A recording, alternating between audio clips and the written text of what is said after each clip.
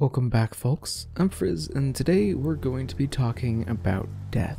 While PC death isn't really anything to enjoy, no matter which side of the game screen you're on, Pathfinder 2e does actually have a great system in place to regulate how often and how exactly PCs will die. Seriously, there's a great balance between strategy and random chance at play. Let's get into it.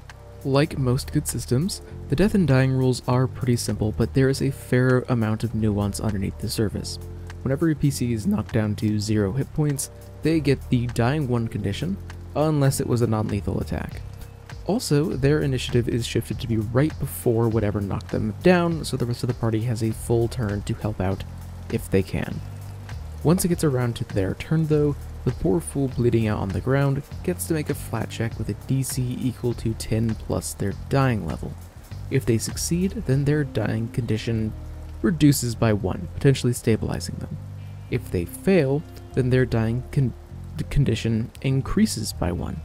Also, critically succeeding or critically failing just changes the dying condition by 2 instead of 1. Once you hit dying 4, you are dead for good.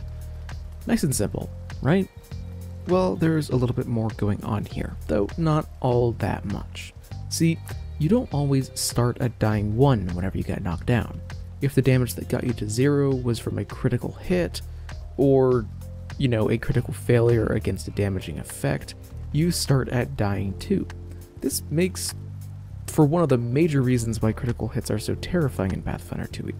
Starting at dying 2 makes you just 1 critical failure on your flat check from dying for good, which is incredibly nerve-wracking.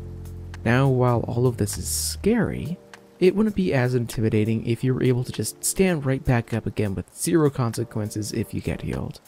This is honestly my main problem with D&D 5e's dying system, actually. No matter how many death saves you make, if you get healed, you're in exactly the same condition as you were before you got knocked down. And if you get knocked down again, you start the whole process over again from the beginning. Pathfinder 2e doesn't work like that. If you get healed while you have the dying condition, you lose the dying condition and get the wounded 1 condition. And wounded is absolutely going to be sticking around for at least the rest of the combat.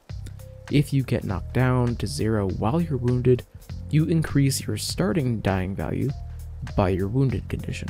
So if you're wounded 1 and get knocked down by a normal hit, you start at dying 2, or dying 3 on a crit.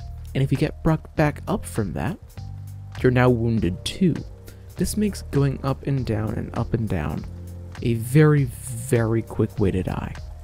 Wounded isn't the only condition that can kill players really quick though. There's also the doomed condition. Doomed is actually worse than wounded, though it's much, much rarer to see, and it mostly shows up beyond level 10. The doom condition is incredibly simple. You're simply doomed to die, so the dying value that you need to die at is lowered based on your doomed condition.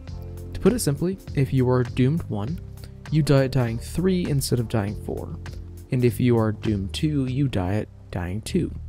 Doomed is a terrifying status condition to have, since being knocked unconscious can easily be the death of you. This isn't even considering that there's plenty of ways to die without ever having to worry about the dying condition. Well, technically all of those ways are just effects with the death trait, but you get my point. The death trait shows up a fair amount in spells and monster abilities at high level, or really any level, and it's absolutely terrifying. If any ability takes a creature down to 0 hit points and it's a death effect, that creature dies. They don't bleed out or gain the dying condition, they're just dead. So try not to fail your saving throws against Vampiric Touch, since that is a death effect that doesn't have the incapacitation trait. It's fun, I know. Really, the best part about this whole system is that it's relevant across the entire scope of Pathfinder 2e. You're going to be bleeding out the same ways at level 1 and at level 20. You might be worrying about the doom condition at high level, but you're still going to be using the same basic system.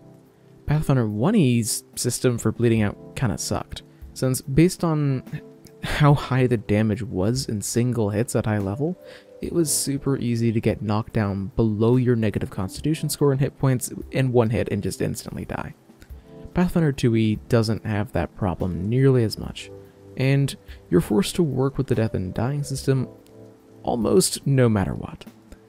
Thankfully, that's a good thing, since it's an insanely well-designed system. Thanks for watching. I've got a pretty good amount of personal experience with the death and dying system, and 2E, sadly. At least it means that I'm qualified to talk about it, since I've had like 3 or 4 PCs die to it. It really is a good system though, since it rides the line pretty perfectly between being a buffer that keeps PCs alive, while also making sure that getting knocked out is super dangerous. It's a very thin line, but 2E manages to follow it very well. What have your experiences been with this whole system?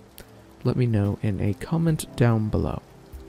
And regardless, until I see you next, live a wonderful life.